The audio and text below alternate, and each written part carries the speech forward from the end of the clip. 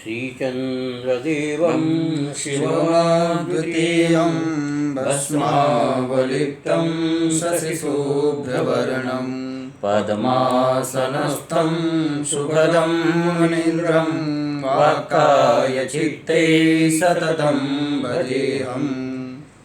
गुरुर्ब्रह्मा गुरुर्विष्णु गुरुर्देवो महेश्वरा गुरुर्साक्षात् परं ब्रह्म तस्मै श्रीगुरवे नमः। ज्ञानमूलं गुरोर्मूर्तिः पूजामूलं गुरुपदं मन्त्रमूलं गुरुर्वाक्यं मोक्षमूलं गुरुकृपा।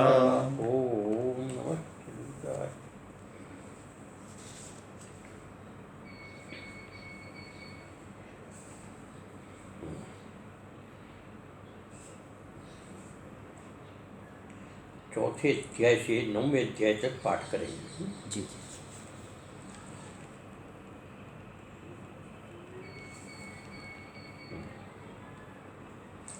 संयमीन्द्रियग्रामं संयमेन्द्रियग्रामं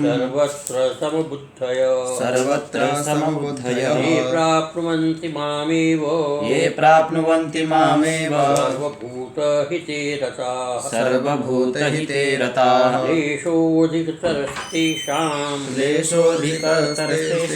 अव्यक्तासक्तचेतसाम् अव्यक्ता हि गतिर्दुःखम् देहवद्भिरवाप्यते ये तु सर्वाणि कर्माणि मयि सन्न्यस्य मत्पराः अनन्येनैव योगेन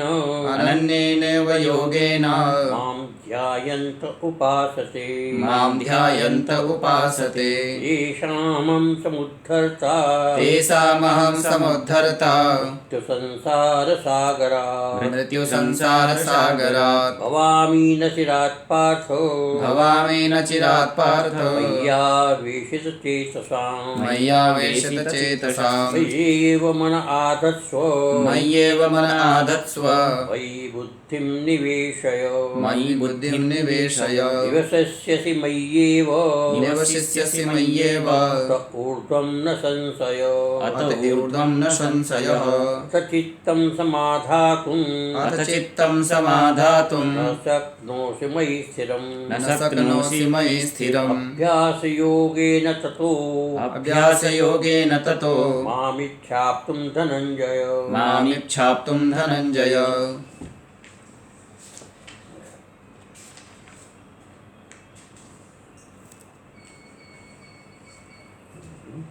ये अपना 33 श्लोक का अभी चल रहा था इसमें जी और इसको थोड़ा सा समझने में समय भी लगेगा। ये तो अक्षरमनिर्देशम अव्यक्तम परिउपास्य सर्वत्र गतिंचम च कुटस्थमसलं ध्रुवम्। ये जो निर्गुण की उपासना है, वो निर्गुण की उपासना करने वाले व्यक्ति ये अक्षर अनिर्देश अव्यक्त सर्वत्रगम अचिंत्य कुटस्थ अचल ध्रुवम ऐसे स्वरूप का से वो चिंतन कर उपासना से उनकी उपासना है।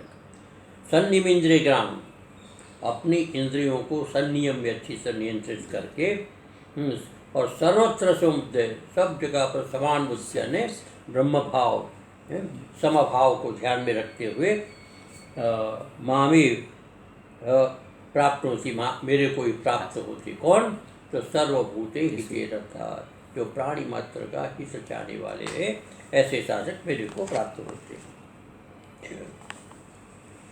ये अक्षर मापास से जो अक्षर में नक्षर थी जिसका विनाश नहीं होता है, ऐसे मेरे स्वरूप को जो उपासना करते हैं ये भी मामेव वे भी मेरे को प्राप्त होते हैं। पहले जो था से भगवान ने कहा था तमय्यावेश्य मनो माम नित्युक्ता उपासते मेरे को प्राप्त होते ही है, लेकिन जो निर्गुण की उपासना करते हैं अंततो गत्वा वे भी मेरे को ही प्राप्त होते हैं। प्राप्नुवन्ति पूर्वेभ्यो वैलक्षणात् द्योतनाय पूर्व जो श्लोक है उससे थोड़ा अलग बताने के लिए तू शब्द का प्रयोग किया है। अक्षरम अक्षर किसको कहते? निर्विशेष, जिसमें किसी प्रकार की विशेषता न हो। तो यहाँ पर वाचकनी ब्राह्मण है, वाचकनी ब्राह्मण, वाचकनी कहते गार्गी को। बृहदारण्यक उपनिषद में जनक के सभा में कई जनक हो गए जी। अलग अलग प्रकार के राजा जनक उपाधि से हो गए। उसमें एक जनक थे, उसकी सभा में नित्य प्रतिवर्ष एक उत्सव होता था जिसमें सबसे श्रेष्ठ महान वक्ता होता था, ज्ञानी होता था, उसको पुरस्कृत किया जाता था। तो सभा हो रही थी, उस सभा में विभिन्न प्रकार के ऋषि मुनि आते थे, प्रश्नोत्तर होते थे। तो यहाँ पर याज्ञवल्क्य ऋषि जो थे उस जमाने के श्रेष्ठ महर्षि थे, तो वो वहाँ पर बैठे हुए अपना उसे प्रश्न वाद विवाद कर रहे थे। तो एक उसमें गार्गी नाम की एक, जिसका दूसरा नाम था वाचकनी नाम था, वाचकनवी, वो बहुत ही धुरंधर विद्वान थी, विदुषी थी, इसके अतिरिक्त प्रखर वक्ता थी और बड़ी बेबाक थी वैसे बोलने में। तो उस का आपस में संवाद होता रहा। तो संवाद में अनेक प्रकार के प्रश्न करती, तो प्रश्न करते करते याज्ञवल्क्य को ऐसा वरदान था कि जो अति प्रश्न उसको करेंगे उसका मस्तक जो इधर से अलग होकर गिर जाएगा, ऐसा उनको वरदान था। तो कई लोगों ने अलग अलग प्रकार से, गार्गी जो है प्रश्न करती थी कि आकाश किस में ओतप्रोत है, वो कहे ब्रह्म में ओतप्रोत है, ब्रह्म किस में ओतप्रोत है, कहते हैं स्वमहिमनी ओतप्रोत है, स्वमहिमनी वो को किस में ओतप्रोत है। तो यहाँ पर अति प्रश्न हो गया। उससे आगे उसने कहा कि खबर था तुमने इससे आगे प्रश्न किया तो ये तुम्हारा मस्तक जो है अलग हो जाएगा। वो तो ऐसे चुप होकर के बैठ गई, लेकिन अत्यंत गंभीर प्रश्न करने वाली महिला थी, है ऋषिका थी, तो इसलिए उसका नाम वैसे इसके अंदर विशेष रूप से लिया जाता है। तो ये एक ब्राह्मण है, वहाँ पर ब्राह्मण का मतलब एक चैप्टर, तो वहाँ वाचकनी ब्राह्मण में प्रसिद्ध है अक्षर ब्रह्म के विषय में गार्गी ने जो प्रश्न किया था याज्ञवल्क्य को इस विषय में बता दिया। तस्य समर्पणाय सप्त, उस ब्राह्मण को अर्थात वाचकनवी ब्राह्मण को समर्पण करने के लिए ये 7 विशेषण यहाँ पर दिए गए। ये 7 विषय अक्षर है, अनिर्देश्य है, अव्यक्त है, सर्वत्र गम है, अचिंत्य है, कूटस्थ है, अचल है और ध्रुव है। ये 7 विशेषण इसको दिए। अनिर्देश्य, अनिर्देश्य किसको कहते हैं? तो शब्देन व्यक्तिष्टुम अशक्यम, किसी भी शब्द से उसकी व्याख्या न की जा सके, अर्थात उसको न बताया जा सके। क्या है कि ब्रह्म जो है परमात्मा अद्वितीय है, एकमेव अद्वितीय ब्रह्म। हम शब्द से तो कहते हैं, लेकिन वास्तव में शब्द उसको स्पर्श नहीं करता, शब्द से उसका कथन नहीं हो सकता है, केवल और केवल अनुभव का विषय है। जो अनुभव करता है वह उसको अव्यक्त नहीं कर सकता है, इसलिए उसको कहा है व्यक्त दृष्टि में अशक्यम, उसको उसकी से प्रकार कहा नहीं जा सकता। यह तो अव्यक्तम, इसलिए वो अव्यक्त है।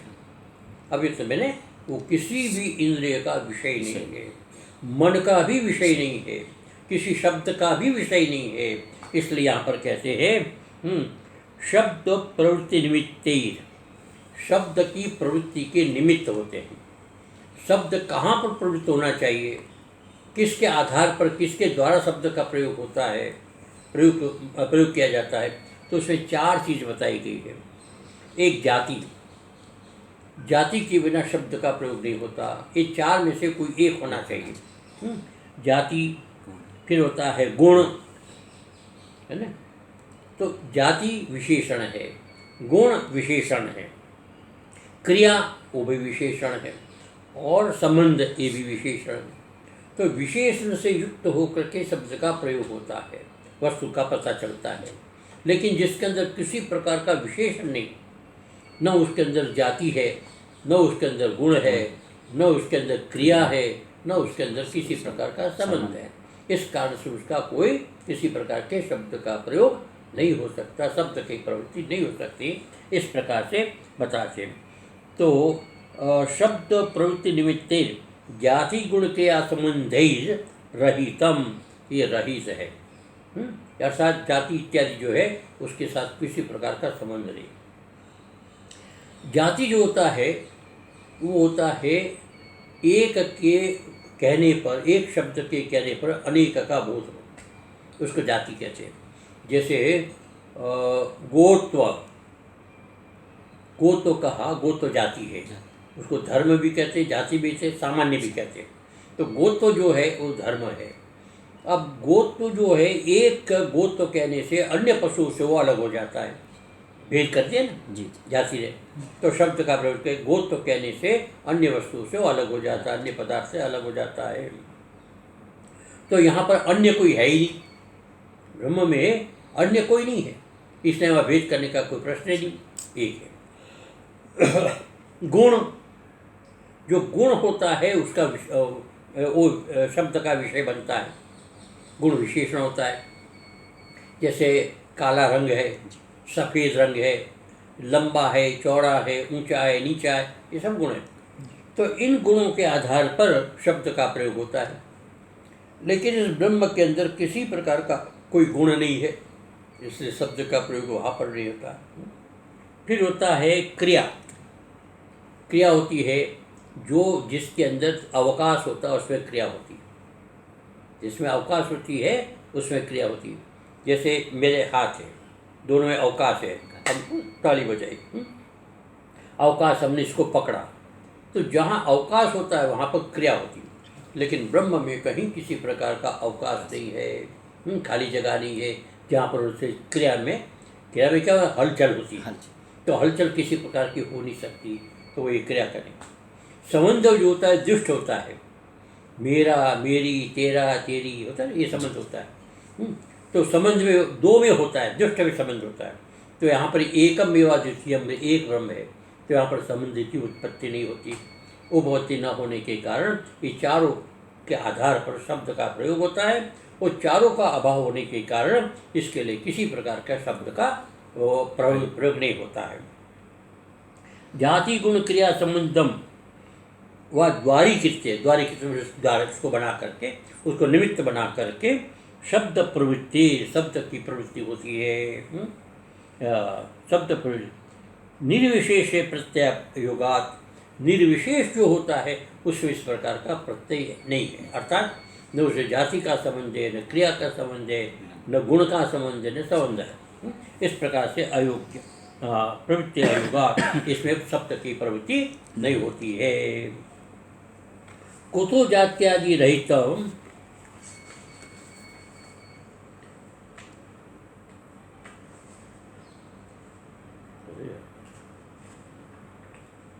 इत्याह, जाति से रहित है, इसलिए बताते क्या कि आ सर्वत्र गम, ओ सर्वत्र गम, इसका मतलब सर्वत्र व्याप्त है। जो सर्वत्र व्याप्त होता है, सर्वत्र व्याप्त, उसके अंदर जाति नहीं होती, उसके अंदर गुण नहीं होती, उसके अंदर क्रिया नहीं होती, उसमें कोई संबंध भी नहीं होता है। तो ये बात बताइए। अब यहाँ पर चार चीज़ का थोड़ा सा समझने की बात है। जाति क्या है, गुण क्या है, क्रिया क्या है, संबंध है, तो वो मैं आपको थोड़ा सा इसमें संक्षेप में इसमें है, मैं उसका आपको बता दूँगा। जाति गुण क्रिया और संबंध, ये चार शब्द प्रवृत्ति के निमित्त होते हैं। चार शब्द प्रवृत्ति, शब्द जिसके अंदर प्रवृत्त होता है, शब्द का प्रयोग किया जाता है। पदार्थ का प्राणप्रद या जीवन आधार, शब्द का आधार या शब्द का प्राण क्या होता है, तो कहते धर्म, धारक। शब्द जो है धर्म से धारण किया जाता है, और धर्म क्या है, उसको हम जाति कहते हैं। तो यहाँ पर जाति, पदार्थ से प्राण प्रदो धर्मो जाति, ये काव्य प्रकाश में आता है कि पदार्थ का प्राण, जिसको प्राण देने वाला, शब्द को जीवित रखने वाला कोई यदि धर्म है तो है जाति, समझे। जैसा कि भर्तृहरि ने अपने वाक्पदीय ग्रंथ में बताया है, न गो स्वरूपेण गो अप्य अगो, स्वरूप से गाय गाय नहीं होती, और स्वरूप से गाय अगाय नहीं होती, न गाय अगाय नहीं होती इसमें। तो स्वरूप से नहीं होता है, तो कैसे किससे होता है? तो कहते हैं गोत्व अभिधानात् तु गो, गोत्व के अभिधान से ही गो है।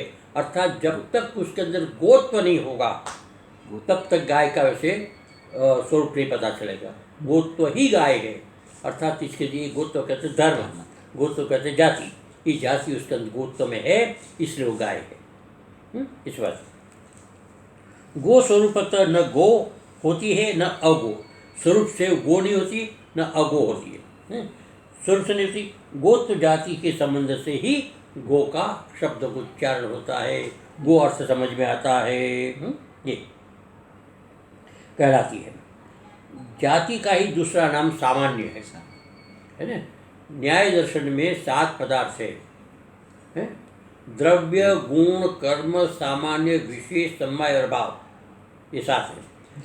तो द्रव्य 9 द्रव्य होता है, 24 गुण होता है, द्रव्य गुण कर्म 5 कर्म होते हैं, 5। फिर कर्म के बाद है द्रव्य गुण कर्म सामान्य, सामान्य जाति को कहते हैं। ये जाति वो नित्य होती है और एक होती है। इस प्रकार से सामान्य, फिर विशेष, फिर अभाव है, इस प्रकार के 7 पदार्थ होते हैं। तो यहाँ पर सामान्य है। असामान्य किसको कहते हैं? तो एकाकार प्रतीत का हेतु जो होता है सामान्य कहलाता है। एकाकार सबको एकाकार में हो जाता है। जैसे गोत तो कहने से गोत का एकाकार होता है, सब में गोत होते, जितनी भी गाय है उसमें गोत होता है। हाँ, कहलाता है। अनुवृत्ति प्रत्यय हेतु सामान्य, जो शब्द हम कहते हैं गोत्व, उसका अनुवर्तन करने वाला, उसके पीछे जो है जो अर्थ को प्रतिपादित करने वाला गोत्व का गाय को प्रतिपादन करने वाला अर्थ होता है, ये सामान्य उसके अंदर है। यह सामान्य नित्य और अनेक में सम्मिलित धर्म है। सामान्य नित्य है और अनेक में होता है, एक में नहीं होता है। सामान्य जो है एक जैसे कोई एक पदार्थ है उसमें सामान्य, जैसा आकाश है, आकाश एक है तो आकाश में सामान्य नहीं होगा। जो 2 होगा, 3 होगा, 4 होगा, 5 होगा, उसमें सामान्य। क्यों? कि वो एक शब्द के द्वारा कईयों का विषय संग्रह करता है, इसलिए कई होना चाहिए, अनेक होना चाहिए। सामान्य कहलाता है धर्म।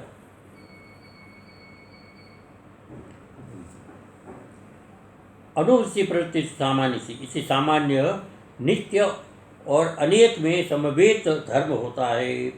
नित्यत्व सति अनेक समवेत तत्व सामान्य, इसमें काव्य प्रकाश का ही बताया है कि नित्य हो, नित्य होने पर एक समवेत, एक सब में समवेत, एकत्व, अनेकत्व, नित्यत्व सति अनेक समवेतत्व, अनेक में समवेत हो, अमृत से समाया हुआ और रहता हो, इसको कहते हैं सामान्य। वस्तु का विशेषाधान हेतु गुण, वस्तु को विशेषाधान, विशेष उसको बताया जाए, वस्तु में विशेषता स्थापित किया जाए, उसको कहते गुण। गुण बताते यहाँ पर गुण कहलाता है विशेषाधान हेतु गुण, ये काव्य प्रकाश है। क्योंकि शुक्ल आदि गुणों के कारण ही सत्ता प्राप्त वस्तु अपने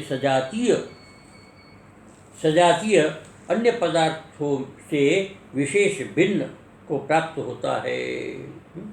जैसे हमने कहा कि श्वेत गौ कहा, तो श्वेत हुआ गुण, गुण हुआ ना। तो गुण काली इत्यादि, जो पीली काली चितकबरी जो गाय है उससे उसको भिन्न कर दिया, तो उसका अलग कर दिया, नहीं। तो सैकड़ों गाय है, उन गायों में से जो श्वेत है उस गायों को हम अलग कर देंगे, बाकी अलग हो जाए, तो भेद का कारण होता है। तो इस प्रकार से गुण जो है एक दूसरे से भेद का कारण बनता है, विशेषण से। गो के साथ गुणवाचक शुक्ल विशेषण अन्य गौओं की अपेक्षा उसकी विशेषता या भिन्नता को सूचित करता है।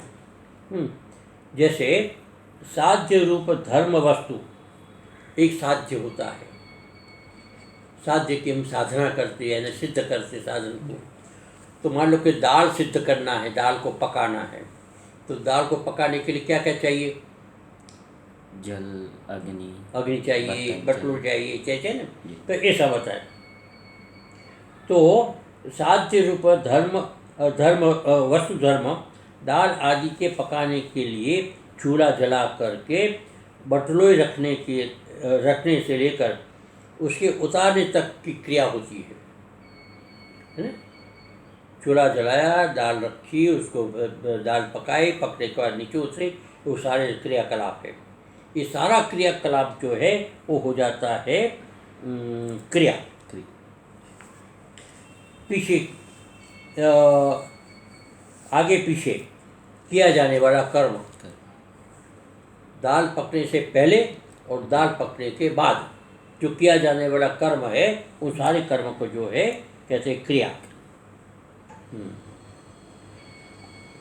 पूर्वापरिभूत सारा व्यापार कलाप, व्यापार वैसे क्रिया, कलाप मैंने समुदाय।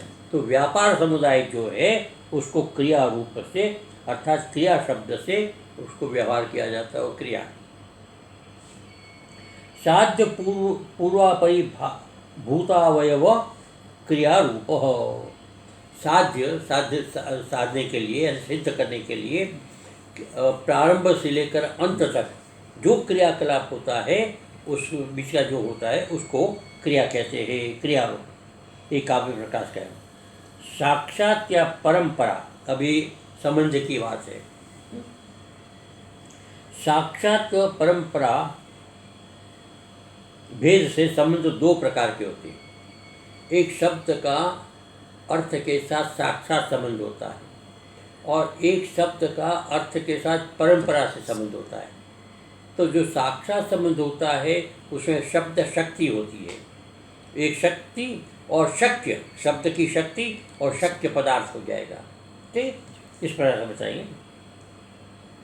हाँ, ईश्वर की इच्छा, जिस शब्द को जिस अर्थ में अभिव्यक्त किया गया है ईश्वर इच्छा से, इसको वाच्य वाचक भाव कहते हैं। एक होता है वाच्य, एक होता है वाचक। वाच्य मैंने अर्थ और वाचक मैंने शब्द। वाच्य मैंने अर्थ। मैंने कहा कि मोबाइल क्या हो गया? शब्द, अर्थ हो गया। और ये मोबाइल शब्द क्या हुआ? वाचक हो गया। मोबाइल का वाचक ये शब्द हो गया, और मोबाइल का अर्थ जो है वाच्य जो है ये मोबाइल वस्तु हो गई, है ना। इस प्रकार से ये सब ईश्वर इच्छा से, अर्थात ईश्वर ने पहले हर वस्तु का नामकरण कर रखा है कि ये शब्द इसमें प्रयोग होगा, ये शब्द इसमें प्रयोग है, इसमें प्रयोग है, इस सारा प्रयोग। तो इसलिए कहते हैं ईश्वर इच्छा से संबंध बनता है। ईश्वर की इच्छा अथवा वाच्यवाचक संबंध भूत तादात्म्य संबंध, ये तादात्म्य संबंध है। शब्द का अर्थ के साथ तादात्म्य संबंध है। संबंध और साक्षात, इसको साक्षात कहते हैं। साक्षात संबंध का नाम शक्ति है। ये जो संबंध है वाच्यवाचक भाव का जो संबंध है, उस संबंध को हम शक्ति कहते हैं। शब्द की शक्ति, जिस अर्थ में शब्द की शक्ति होती है, जिस अर्थ में शब्द होता है और शब्द की शक्ति जिस अर्थ में होती है, वह अर्थ शक्ति कहलाता है। शब्द की शक्ति और जिस अर्थ में होती है वो शक्ति कहलाता है। अर्थ जो होता है वो शक्ति कहलाता है, शक्ति का आश्रय कहलाता है। शब्दार्थ संबंध को लक्षण कहते हैं। अब क्या होता है कि एक दूसरा संबंध होता है लक्षणा। लक्षणा में क्या होता है कि जब शब्द शक्ति वो बाधित होती है, तो बाधित होती है, तो बाधित को छोड़कर उसके निकट का जो होता है उसको लेकर के अर्थ वैसे किया जाता है। अब यहाँ पर बताया कि गंगायाम ग्राम। अब गंगा किसको कहते हैं? नदी, नदी प्रवाह को, प्रवाह को गंगा कहते हैं। और प्रवाह में घर, अब बाधित हुआ ना जी, प्रवाह में घर नहीं हो सकता है, तो प्रवाह का अर्थ होता है प्रवाह के तीर पर घर, तीर पर घर। तो गंगायाम ग्राम, यहाँ गंगा शब्द की शक्ति प्रवाह में है, शक्ति प्रवाह में, उसका अर्थ प्रवाह, शक्ति प्रवाह है। इस प्रवाह इसलिए प्रवाह गंगा शब्द का शक्य है, प्रवाह जो है शक्य है, गंगा जो है प्रवाह शक्ति है, और ये प्रवाह जो है वो शक्य है। प्रखर उस प्रवाह के तीर का संयोग है, संबंध। उस प्रवाह के तीर मैंने किनारे पर ग्राम होता है, तो अब ये तीर का लक्षण हो गया। गंगायाम ग्राम, वैसे उसको कहते गंगायाम घोष, उसमें झोपड़ी कहते हैं, तो यहाँ पर ग्राम शब्द है। तो गंगायाम ग्राम हो, अब गंगा में ग्राम संभव नहीं प्रवाह में, इसलिए उसका संबंध होगा तीर से। तो तीर के वहाँ पर ग्राम है, तो इस प्रकार उसकी लक्षणा है, इसको हम लक्षणा कहते हैं। तो इस संबंध को तीर का संयोग सामंजस्य इस प्रकार शब्द का अर्थ से जो परंपरा संबंध है, परंपरा शब्द का अर्थ से डायरेक्ट सीधा नहीं, सीधा उसका शब्द का गंगायाम ग्राम, तो सीधा उसका अर्थ नहीं बनता। तो गंगा के तीर पर है ना, प्रवाह के तीर पर से घोष है, इस प्रकार का ये जो कहा जाता है उसको लक्षणा कही जाती है, ये लक्षणा शक्ति है। उक्त दोनों संबंधों में परस्पर साक्षात संबंध तो किसी किसी का होता है, साक्षात संबंध किसी, लेकिन अक्षर सब जो है ये लक्षणा वृत्ति से ही सारा व्यवहार संसार में चलता है, ठीक है, सबका नहीं होता। और परस्पर या परंपरा, परस्पर परंपरा संबंध तो सभी पदार्थों का संभव होता है। जैसे गोत्व अश्वत्व, गोत्व अश्वत्व जो है ना, मैंने गोत्व अश्वत्व को भी परस्पर व्याधिकरण संबंध है। अब गोत्व अलग अधिकरण है और अश्वत्व अलग अधिकरण है, तो व्याधिकरण हो गया, मतलब दोनों का अलग है, तो ये व्याधिकरण संबंध हो गया, संबंध है लेकिन दोनों का अधिकरण भिन्न भिन्न है, इस प्रकार का संबंध हो गया। घटाभाव और घट का यदि परस्पर विरोध है, घटाभाव और घट, जहाँ घट होगा वहाँ घटाभाव नहीं होगा, जहाँ घटाभाव होगा वहाँ घट नहीं होगा। तथापि घट में घटाभाव की प्रतियोगिता है, प्रतियोगिता संबंध, प्रतियोगिता, यस्या भाव स प्रतियोगिता, जिसका अभाव होता है उसमें उसकी प्रतियोगिता होती है। तो घट में घट का अभाव होने के कारण घट में उसकी प्रतियोगिता, प्रतियोगिता संबंध होगा, तो इस प्रकार का प्रतियोगिता संबंध है, उसको व्याधिकरण संबंध कहते हैं। और घट का अपने अभाव में स्ववृत्ति प्रतियोगिता निरूपकता संबंध है, प्रतियोगिता निरूपकता अर्थात प्रतियोगिता का संबंध है। अच्छा, इस प्रकार सभी पदार्थों का परस्पर परंपरा संबंध संभव होता है। इसलिए साक्षात संबंध और परंपरा संबंध भेद शब्द वृत्ति दो प्रकार की होती है। अब दो प्रकार की शब्द वृत्ति बताई। अब सारा कहने का तात्पर्य जो है चारों प्रकार की जो है, चाहे जाति है, चाहे गुण है, चाहे क्रिया है, चाहे संबंध, ये किसी भी रूप से ब्रह्म के साथ, परमात्मा के साथ जो अक्षर है या अव्यक्त है उसके साथ उसका कोई संबंध नहीं है। इसलिए यहाँ पर क्योंकि ये शब्द की प्रवृत्ति यहाँ पर नहीं होती, किसी भी शब्द की प्रवृत्ति परमात्मा की यानी कि ब्रह्म के विषय में शब्द की प्रवृत्ति नहीं होती है। इस प्रकार का प्रतिपादन करने के लिए यहाँ पर ये सारा प्रकरण बताया गया। अतः सर्वत्र गम, इसलिए कि सर्वत्र गम, सर्वत्र व्याप्त है कौन?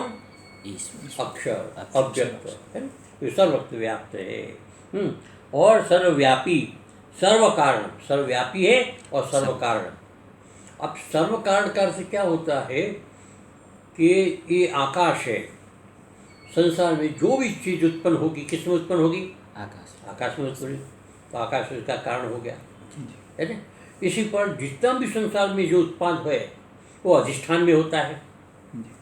जो भी है कल्पना से या जो कुछ हमको दिखाई देता है, जो भी उत्पन्न है संसार के अंदर, वो अपने अधिष्ठान में उत्पन्न होता है। वो होता नहीं लेकिन हमको दिखाई देता है। तो सबकी उत्पत्ति का कारण क्या हो गया? अधिष्ठान। अधिष्ठान हो गया ब्रह्म, तो इसलिए सबका वो अधिष्ठान और सबका वो कारण है। इसलिए यहाँ पता है सर्व कारणम, यह अक्षर जो है सबका कारण है। ठीक है, अब आगे का